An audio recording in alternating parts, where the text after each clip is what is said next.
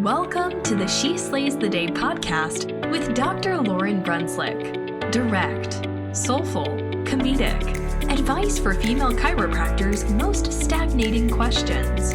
Let's talk business, marriage and relationships, momming, and self-development. Here's your host, Dr. Lauryn Brunslick. Hey everyone, this is Dr. Lauryn Brunslick, and this is the She Slays the Day podcast. Oh boy, we are getting really close to Christmas here. So I know you guys can't answer me here, but I really need to know where the line is on when you need to be concerned about if your husband is obsessed with something or your spouse. So many of you know that I really like the Enneagram, and Kirby and I actually argued the other day that I brought the Enneagram to him. I believe he remembers it different, whatever. We agree to disagree on that part. So I, like a normal person, picked my Enneagram type and moved on in life. Kirby, on the other hand, did not. He took the Enneagram, got a 5-way tie for his answer, and then proceeded to read 4 books on it, trying to figure out what his type is. And so I'm starting to get a little concerned. But a couple of weeks ago, we actually got, those moments where with your partner, you are simultaneously furious at each other, but just want to laugh at the ridiculousness of what you are fighting about. So Kirby's like, I think this is probably book 3 on the Enneagram. And he's like, okay, so I think I'm a 9. I would really like for you to read the chapter on 9s and tell me what you think. Okay, so as I set this up, he asked me what I thought. So me being very 3-ish, I read 2 pages on the 9 and I go, no, I don't think you're a 9. And he's like, wait, did you read the whole chapter? And I'm like, no, I can just tell you're not a 9. And he's like, I could tell he's a little irked. Okay. So then the next day I'm on a run. I'm listening to an Enneagram podcast episode and the guy's a 9 and he's describing 9s. And I'm still thinking oh my gosh, this is not 9. I can't believe Kirby would think he's a 9. So, and on the podcast, they talk about how he had helped his wife figure out what her Enneagram type was by taking a quiz. And I'm like, well, that's a great idea. I'll be a helpful spouse.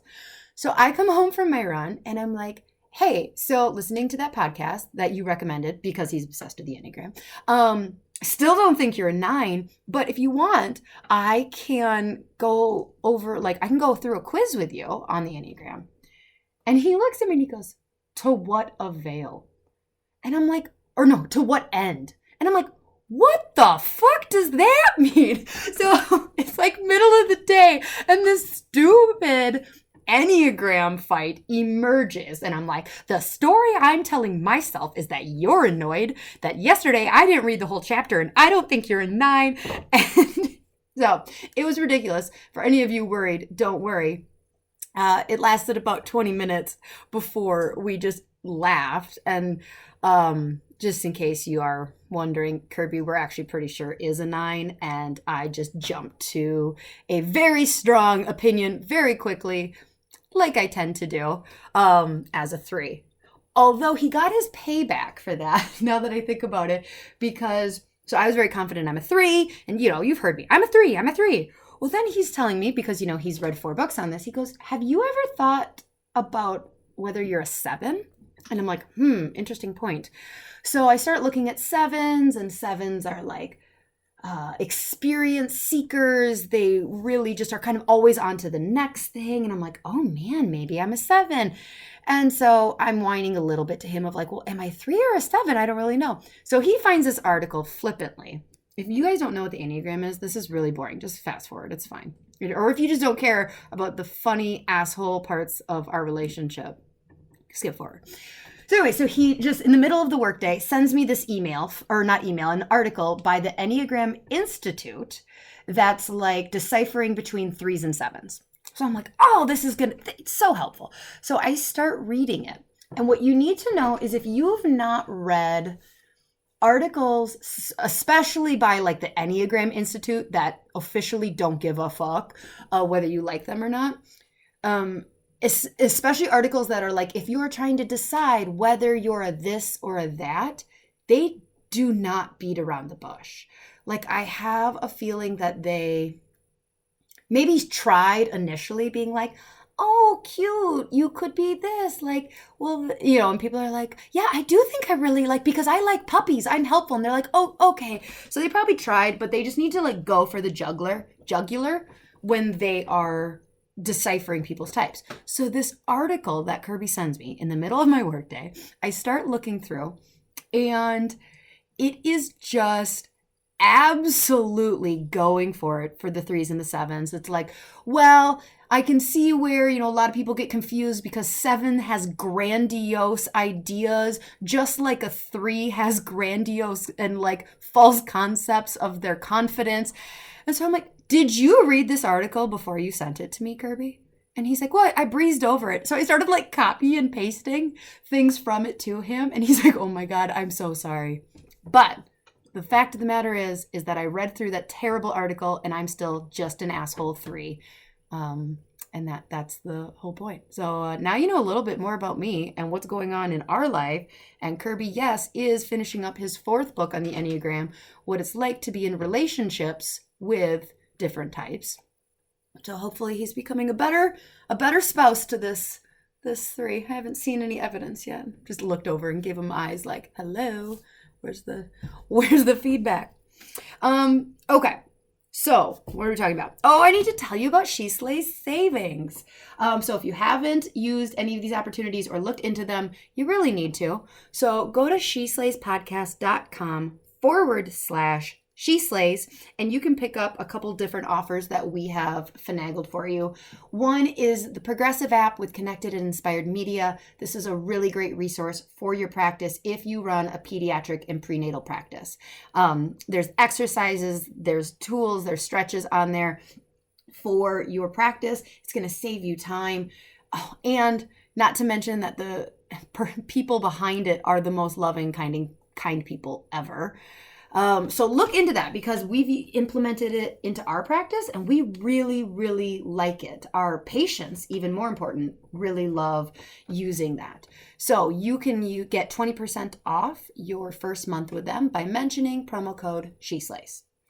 And then also we have 10% off your order at the Etsy store Sandy Spines. She is an amazing chiropractor who, with all of her free time, takes like flying lessons and does these gorgeous watercolors. So if she has stickers in stock, you will also get some free stickers along with your purchase just because she likes me. I like her. She's cool.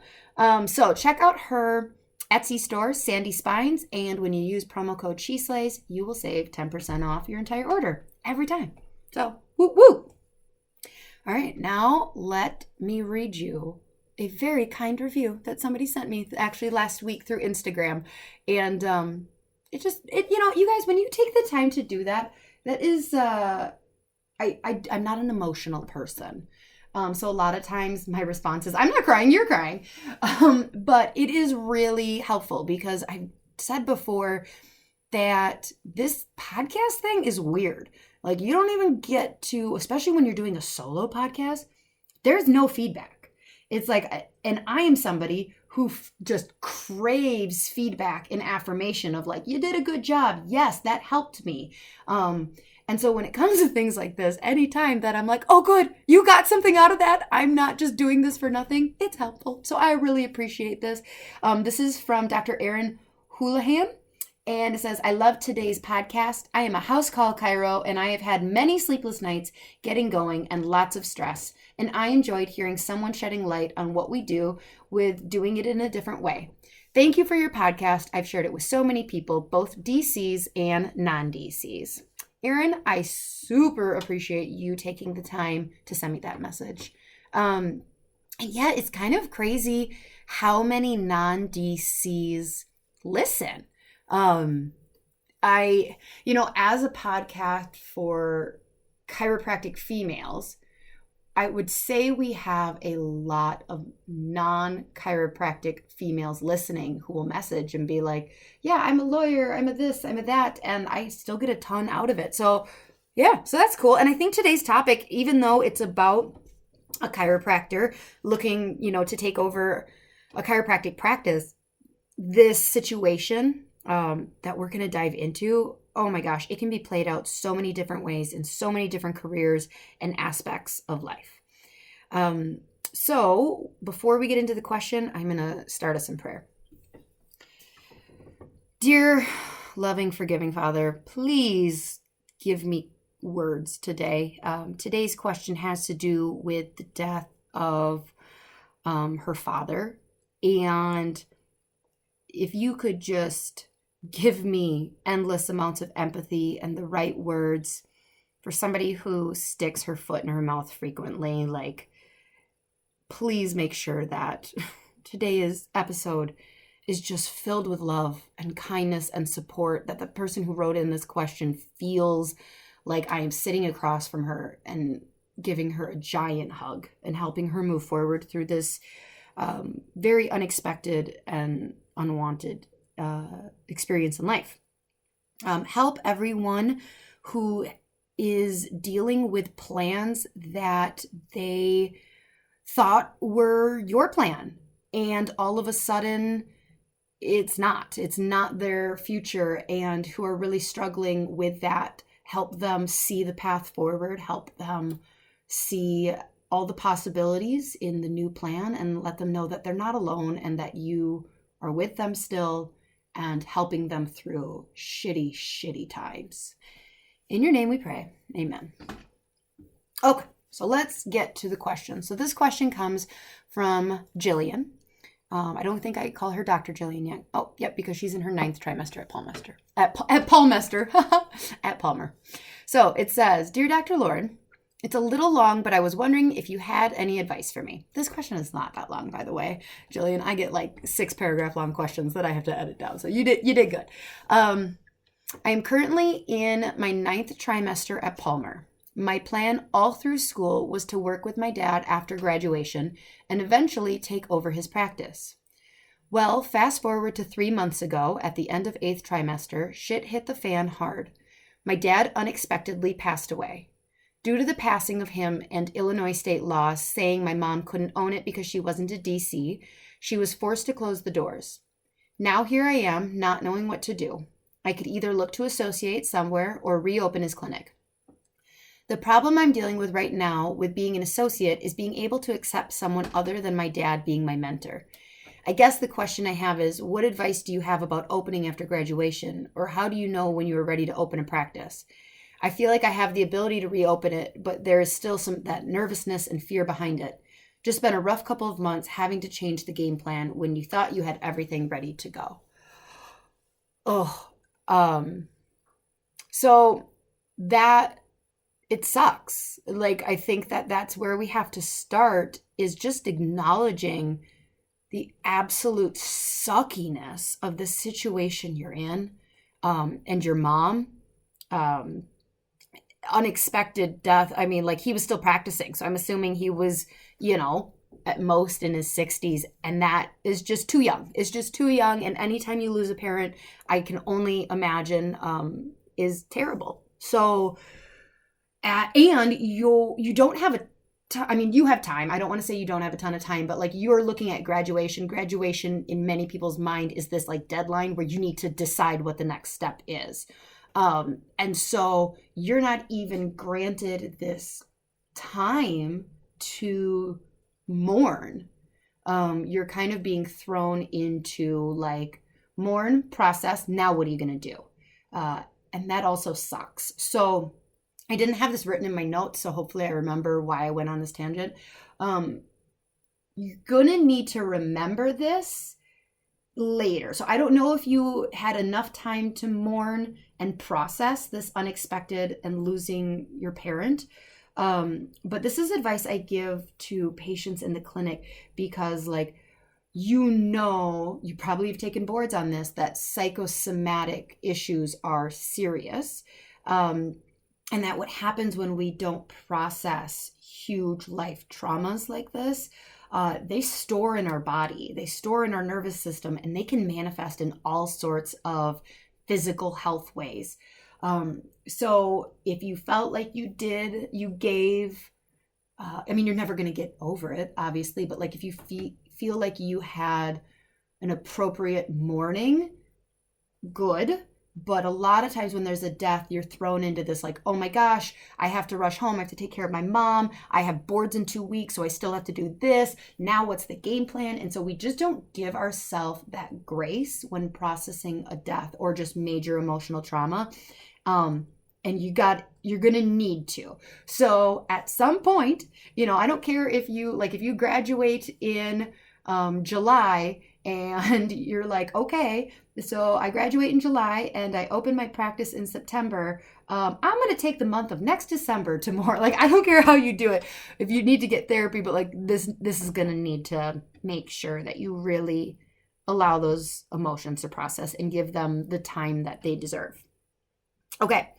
So I have to preface before we go in to any of this that I am a very blunt person.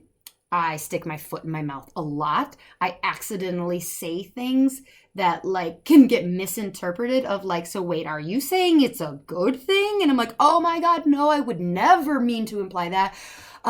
This is a live podcast that Kirby, if he tried editing out every time that I said something wrong or like could be interpreted negative, we wouldn't have much content, guys.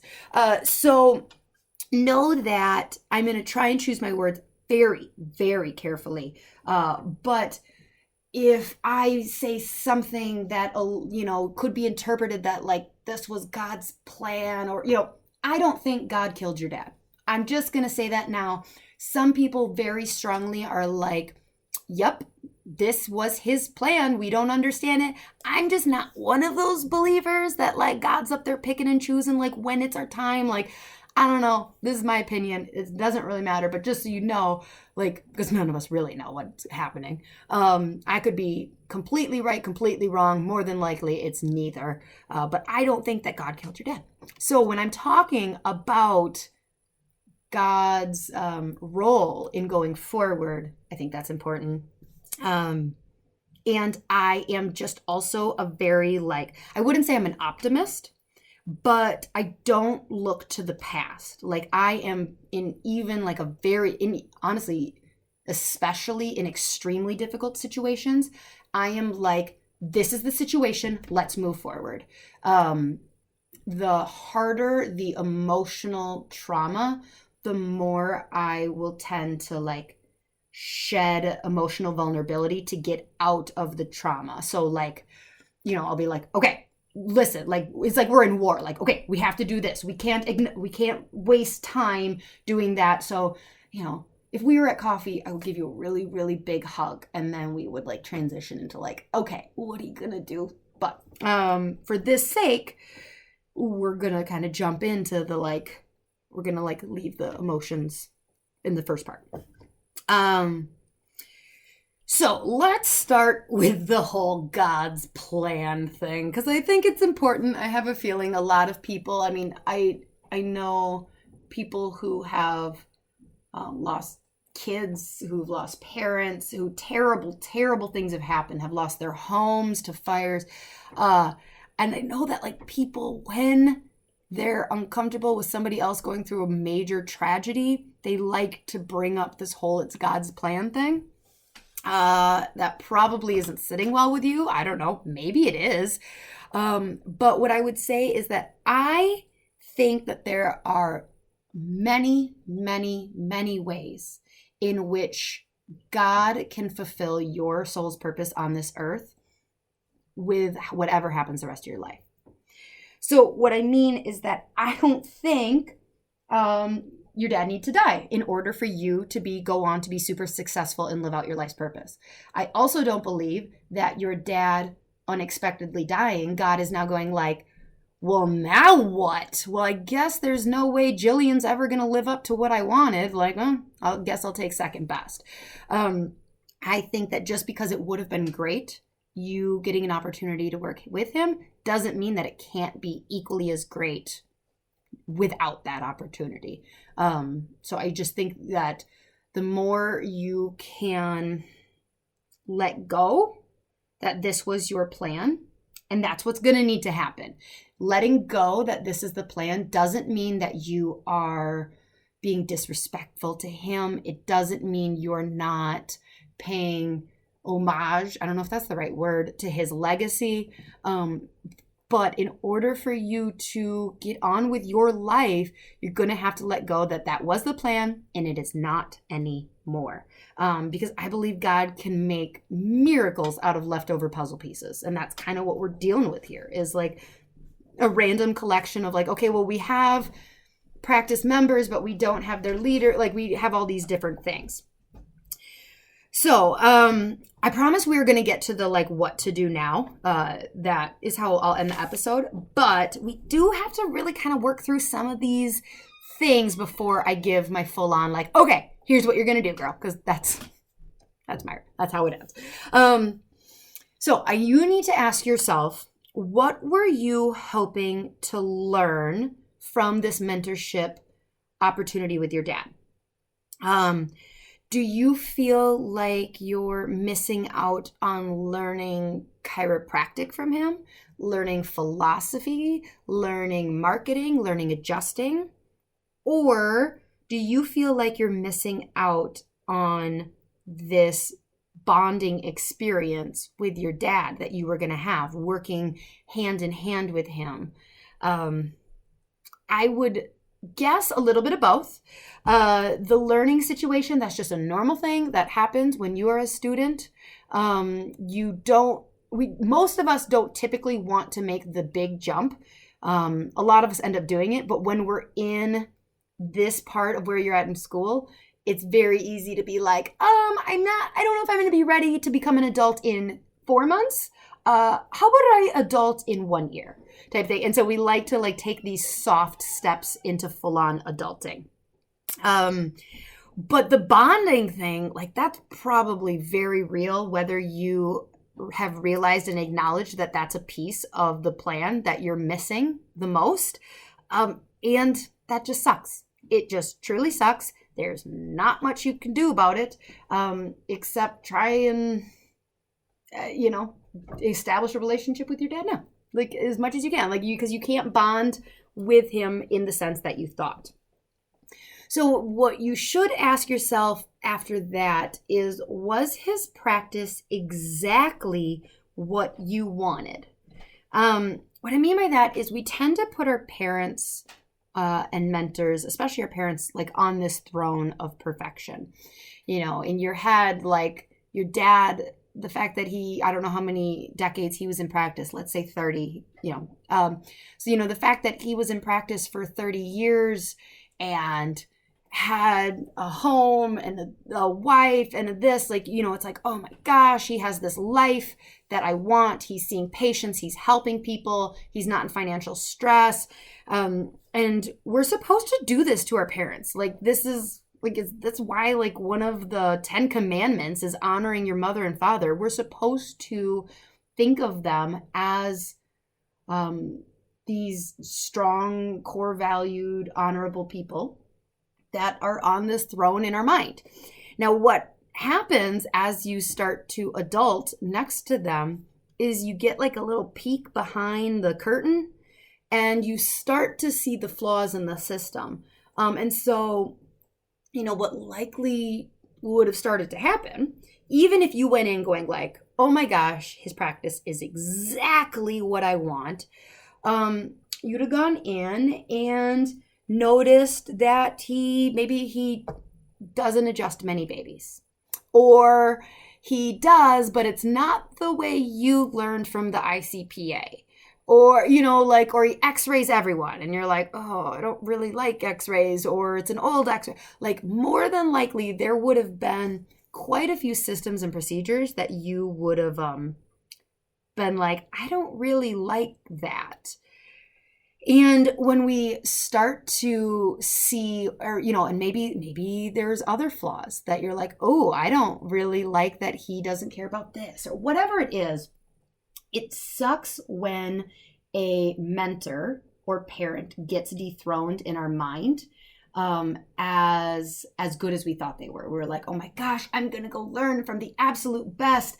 And then, like I said, you get to see behind the curtain. It's like, And that process sucks. I've had it happen a couple times, not with my parents, because neither of my parents own small businesses. But so, for instance, I remember being in school and I went to do not an internship, just a shadowing of a very, very large pediatric practice. And I won't even say which state it's in. And I mean, this guy is like in my mind, I should say, he was like the it guy in our area of pediatric practice. And I went to shadow, and, I'm far enough in school that I know, like, insurance fraud. So, like, I'm asking these questions, and his answers are interesting. And he's talking about these techniques he uses, or not techniques, but like the systems his front desk uses to keep insurance paying for wellness care, and how he like codes it uniquely. And like, I, even as like a 23-year-old, am like reading between the lines being like, whoa, buddy, you might be in jail someday. He's not. And like I would never in a million years reveal who it is, but it was one of those moments where I was like, damn, boy, like, I want to see a high volume pediatric practice, but not at that expense. So that was a sucky moment where I was like, well, this person I thought was so great, and I thought I was just going to like start a practice, and I was going to model it exactly after his. And now I was like, well, I guess I can't model it exactly after his. And then a few years into practice, I had a very different situation of like a mentor kind of like rocking my world with their just incongruency of my values, which they don't have to be congruent with my values. They need to be congruent with their own values. And that's what's a problem when we put too much emphasis on a mentor, is they have their own values, and most of the time they're not the exact same as yours. So I was struggling with being completely unmotivated to grow our patient numbers. I was like, I'm very comfortable. I want more. I want to make more money, I think. But like, and I'm going through this slump of like laziness and shouldn't I just be content with where I'm at? And he tried inspiring me to want to make more money and grow my number. Well, he tried inspiring me to want to see more people by saying, I'll make more money. And yes, I can afford nice wine now, but $50 wine is nothing compared to like $200 a bottle of wine. And it was just one of those moments where I was like, what the fuck are we talking about here? Like, you think that was going to work? But again, they were values like for him, not for me. And so the whole point of this like little tangent here is that you get to keep your dad your hero.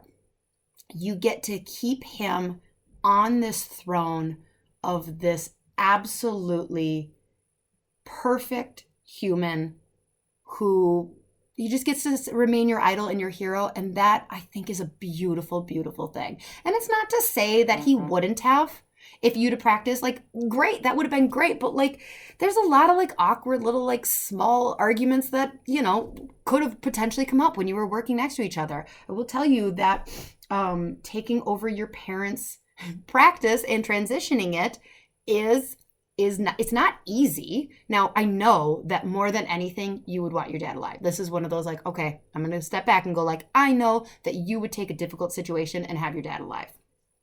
Okay. But so we get questions in about like, okay, well, my dad's retiring. I'm working next to him, and I want to start changing things, and he doesn't like it. He doesn't see why we need to update our website that basically is non-existent. He doesn't understand what search engine optimization is or why we would pour dollars into it. Transitioning is easier when you go to a different practice. So like, if you were going to go pick a mentor, which I would tell you, like, be prepared for that mentor to not live up to that full throne that you have them on. And it's easier to be pick and choose. Like, okay, I like this, I don't like this. And then you go down the street or down over the next town and open a different practice. and make all those changes. That is way easier than when you're in a practice. So whether it's your family or not, for associates who are looking at, we've had this question before too, where they're like, the plan is I'm going to associate for a couple of years and then he's going to retire. And I go like, ugh, that is really difficult one to transition. I actually think we might talk about it in episode 2 at full length, but more than likely you're going to learn a lot, but there's a lot that you're going to come out of school, because your dad probably went to school 40 years ago, 50 years ago, and you're not giving yourself enough credit for what you have recently learned. And so you likely would have wanted to change decor. You probably would have wanted to bring in iPads and educational videos and updated marketing. Maybe you'd want to be out of network with insurance, and maybe he's in network with all insurance. The front desk person is an interesting situation. I'm going to assume that your mom was not the front desk, although that is a very classic situation. But, when you do open, if the front desk woman that worked for your dad, I'm also assuming it was a woman, okay, the front desk person who worked for your dad is wanting to work for you, I would just make sure that he or she is a very positive, futuristic person that isn't going to dwell in the negativity of like, that's not how your dad always did it, and that he or she isn't going to view you as that little girl that was, running around the office when you were home from school with a fever.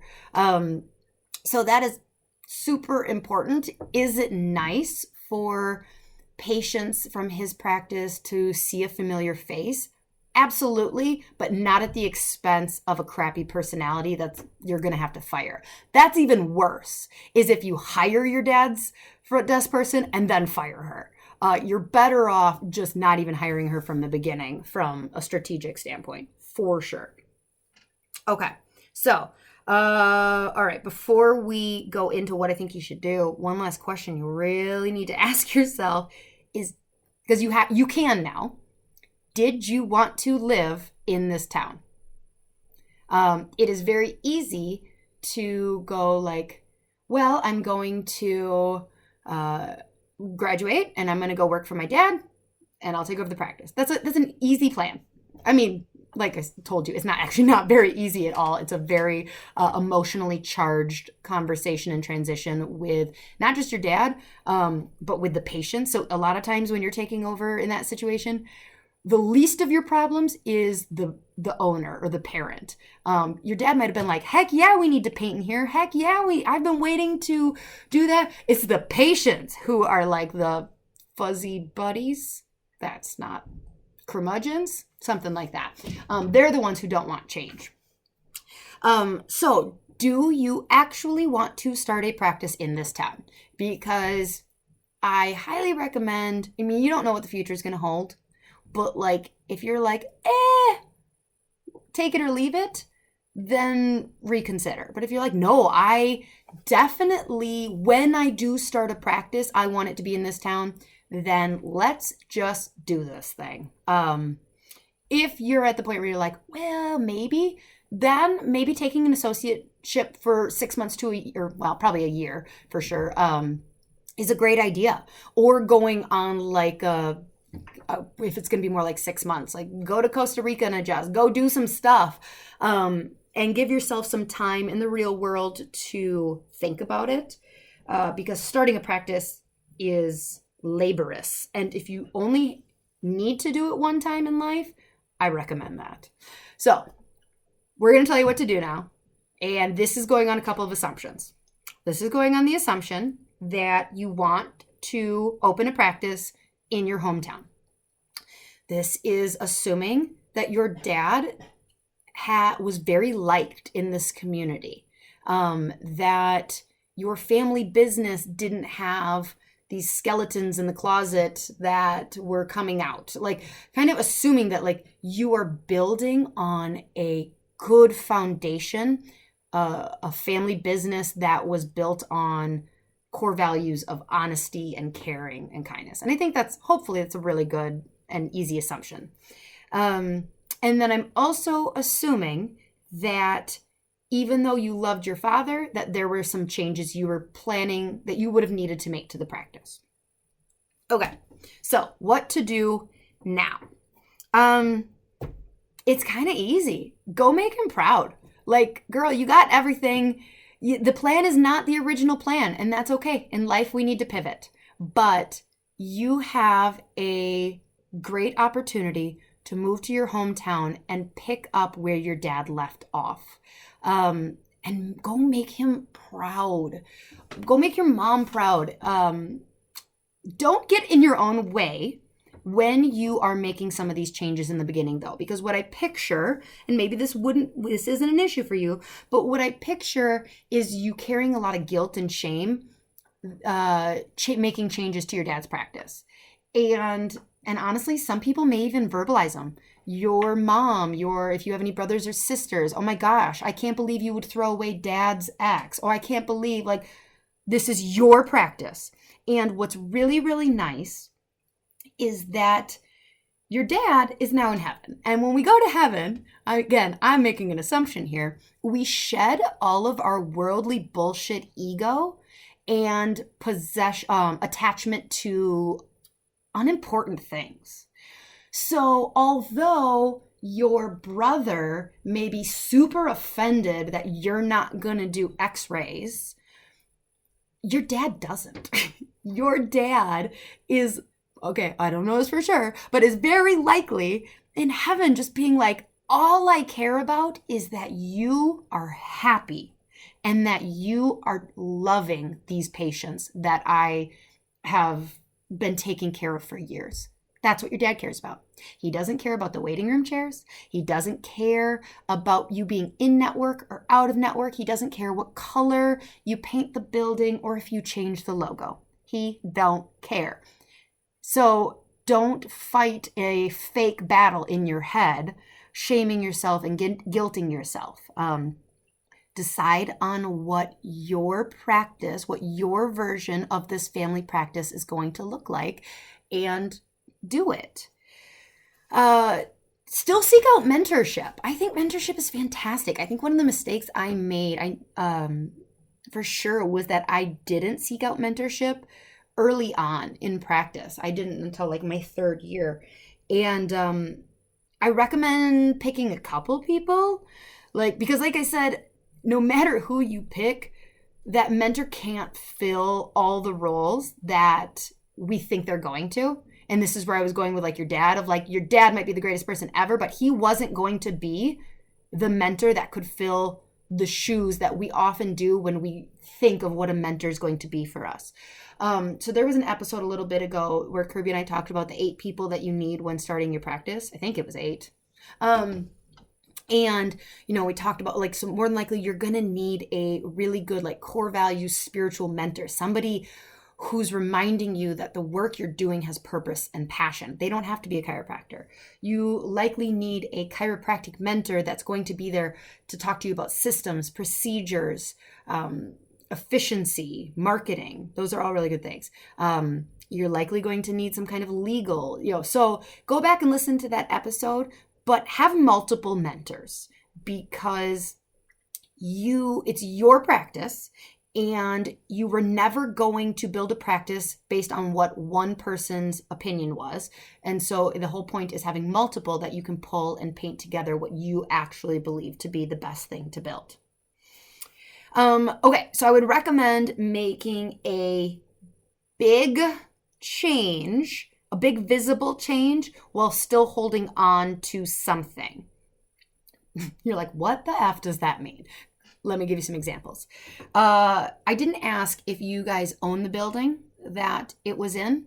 If you do, I would recommend, if you like the location, keep the same building, but maybe change the logo, change the name.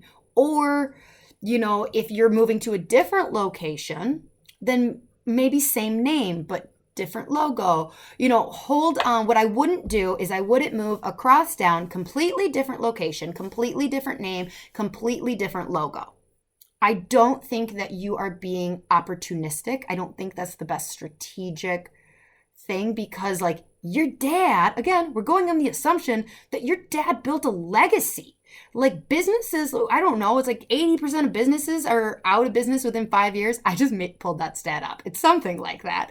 But like your dad was in practice for decades. That's a big deal in a town. Like anytime that a business withstands multiple different, not depressions, but like economic declines, that's huge. And it means that the business was built on some very strong foundational values and systems. So don't just not take advantage of like letting people know like, yeah, I'm his offspring. That thing that was so good that it's, succeeded through decades, that's in this. This is just like version 2.0. So make sure that you let people know that like this is an extension of that. This is version 2.0 of that beautiful, wonderful, successful thing. So kind of pick and choose whether it's the location you're changing, the name, the logo. Don't change it all. So in your advertising, so what's going to tell people why I do recommend a change. So, you might say like, well, Lauryn, what if I did the same location, same name, same logo? Okay. This is going on the assumption that you want to make changes. And if you don't change anything visible, when those patients come calling, they're going to be very shocked unless, like if you have changed any systems, any procedures, anything inside. And so it lets people know like, yeah, the important stuff is still the same. But there's a couple other changes, like it sets their expectations that like some things have changed. Some things have been updated. So they're not a curmudgeon in your office when they realize that you guys do care plans. They're like, everything else was the same. Why is this one thing all of a sudden changed? So it lets them know like to be a little more open-minded and open-hearted when they're interacting with your business. Because people know that it's not going to be the same adjustment. You're a different person. You're a female, he's a male. People automatically expect that, like, they make all these assumptions. Maybe your dad was the gentlest adjuster in the world, but they're just going to assume this person's adjustment is going to be different. That is how chiropractic works. Like, we can try and replicate it, but in their mind, you're going to be different, and they're okay with that if they're calling. If they're calling, what they're hoping for is that the values are the same, that they are treated with kindness and communication and patience and understanding and empathy. That's why they're calling, because they're going, well, when I went to that business, he was this. If they only went to your dad because of his adjustment, I'm sorry, more than likely, they're going to call around to the next 60-year-old man, because in their mind, they're going to go, well, I only went because I liked his adjustment, so I'm going to call the next 60-year-old chiropractor in town, and I'm not going to give this 20-something female a chance. If they're calling your office, they're expecting you to be different, but like to see that same heart that your dad had. That's super important for you to not feel like you have to be him. You're a part of him. Like you're 50% your dad. So you can be your updated version of his practice, and people are going to understand that like this is a part of it. And those that don't understand, just tell them to fuck off. Like, don't literally do that. But you can't hold on to that. Like, I can just fast forward a year from now, some jerk's going to call and be like, well, that's not the way Dr. Tom did it. And that is going to stab you in the heart, because people are just unkind sometimes. So you're going to have to be prepared. That will happen. People are sometimes just senseless and mean, and sometimes they mean to be mean. Sometimes they really don't. They're just like, don't realize the gravity of what they just said. So the more you can prepare, like shitty stuff like that is going to get said. Your dad, again, up in heaven going, yeah, that guy was a jerk anyways. And he like never paid his bill on time. So like, don't hold on to that. Keep a piece of him. So when you're changing all these things in the office, try and keep a visible piece for the patients that it's important. So whether this is his office chair, maybe it's this terrible poster that he bought in 1960 when he opened his practice and never took down, like keeping that, putting it on an updated painted wall, but like that same, like that vintage feel that he's still there. The patients are going to just absolutely love that. But don't be afraid to go different with marketing, go different with aesthetics. When you're looking at insurance, again, another assumption. I'm going to assume your dad was in network with a lot of insurance. That is just how older style practices worked. I am going to assume that you want to do more family style chiropractic, wellness-based plans that insurance doesn't love to work with you on. I can tell you that. So whether you realize it or now, more than likely your practice, you won't want to be in network with all insurance. Some are fine, some are not. So take a look at his patient base and the percentage when money was coming in, what percentage was coming from what insurance company. So if let's say you want to be 100% out of network at some point, and your dad was like 80% insurance, 20% cash, I would recommend looking at the top 2, maybe, insurance companies, as long as they're relatively decent and they're not terrible people who are soul sucking, and be in network with them. Just 2, maybe even 1. Like if 40% of his of it was Medicare, like maybe you can get away with just doing Medicare. More than likely, Medicare was a large percentage. That just happens as chiropractors get older, their patients get older. And so just take a look at his numbers when money was coming in and where was it coming from. And I would recommend, if you're okay with it, if this isn't like completely soul sucking to you, to pick 1 to 3 of those insurance companies to be in network with, to soften that bridge for patients. Because like I said, they already expect it's going to be different. Okay. They're calling and then they find out like, you're not in network. Okay. Like that is going to be a deal breaker for quite a few, because they're just like, okay, nope, you're too different than your dad. Just my opinion. Be prepared to train. Like what are you going to say to some of the biggest changes that you're making to systems and procedures in the clinic? So what I mean by that is, let's say your dad was a very like, call me when you need me. A lot of chiropractors that went to school back when he did are that way. They went through the Mercedes 80s. They don't have to like build out care plans and things like that. If you don't know what the Mercedes 80s is, it's I think any chiropractor who's like, 40 above? No, maybe 50 or above. I'm getting old. Basically in the 80s and 90s, insurance just paid like $60 per visit, unlimited, no questions asked ever. Like apparently it was awesome. I was born in 86, so obviously I don't know. I've just had some really old mentors who don't shut up about, oh, things aren't like they were in the 80s. I'm like, yeah, I get it. It was great. I digress. So how are you going to train and educate these patients? So let's say your dad was like, yeah, call me when you need me. And you're a care plan model where you're like, no, this problem didn't just show up overnight. This is going to take 6 to 12 adjustments before we even start to see results. How are you going to soften that conversation where you're not making your dad, because these people, more than likely, if they're coming back and they were a patient, they liked your dad. And so you can't just be like, yeah, he was an idiot. He didn't know what he was talking about. And you probably wouldn't say that about your dad anyways. So how are you going to make your dad right? Because you want to meet the patient where they're at. They think that your dad was right. They trusted him. So how do you make your dad right and you right so that you can bridge it easily for them to be like, okay, I can see where that was the correct thing to do, or like we were doing what we thought was the correct thing, but now with updated technology, updated research, philosophy on health, we're getting sicker, we don't have time, we're more sedentary, blah, blah, blah, how this new model is warranted.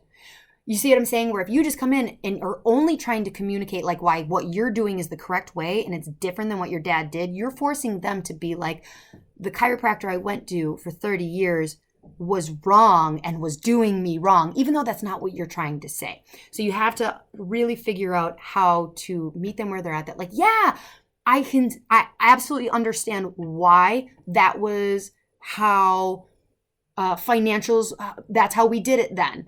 And it made sense at that time. But now with X, Y, and Z, that system is outdated, or this is a better system that's more efficient for you. Whatever. So don't try and get all the patients. This is my last point, is if your dad was seeing 200 people a week when he unexpectedly died, more than likely, you're just not going to want all 200 of those people. Your dad probably didn't even want 200 of those people. Your dad is probably in heaven going like, oh my gosh, if Sam calls and tries to get on, I'm going to break the phone line. I'm going to break the phone line so Sam can get on her schedule. He is such a jerk. So do not try to bend over backward. It kind of goes back to what I was saying as like, there are some people who are just going to be jerks, that you're not him and doing things the exact same way. They don't mean it. They don't have a Grinch-sized heart. Well, maybe they do. But just don't try and bend over to please them, because what's important is that you are doing what you believe to be right and picking up the broken pieces of this situation and not putting them back together in the puzzle that they were, but making the pieces fit going forward for your life and making it so you're building a practice built on the same core values of love and integrity and caring and empathy, but it looking a new way, a way that works for you. So I really hope that I didn't say anything too stupid. Again, when it comes to death, like, I get awkward and I'm so sorry. And your situation, I pray so much for you and your family, that God brings peace, that your dad, however, lets you know he's good. He's so great and he's so proud of you. And he doesn't for a second think you need him. He probably didn't when he was alive.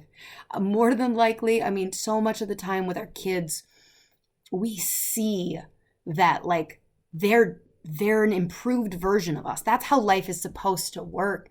And he probably like was like, all right, I can teach you some things, but like you were probably going to teach him so much. So I hope that you feel confident, even though you're afraid, moving forward in this situation. Reach out if anything I said prompted further question or conversation. And okay, good luck. Good luck, girl. You got this. And to everyone else listening, oh, hey, you're here. Next episode is a special one. Kirby and I are going to be talking about our annual planning meeting, and talking about how we take our clinic and how we like reflect back and look forward to a new year. If you haven't signed up for the weekly sleigh, hello, can you please do this for me? So our weekly sleigh is our weekly email that gets sent out Sunday nights. They're short, I don't know, like 3 to 6 sentences long. They're meant to be sassy, soulful, full of God, full of swear words. Okay, they're not full of swear words, but occasionally I do accidentally drop one. But they're really, most importantly, meant to motivate you and inspire you and make you laugh, because I just think we're all taking life a little too seriously. And sometimes you just need a kick in the ass to laugh. So before we talk next, you will likely have experienced Christmas. So I hope that it is full of joy and presence, CE, not TS.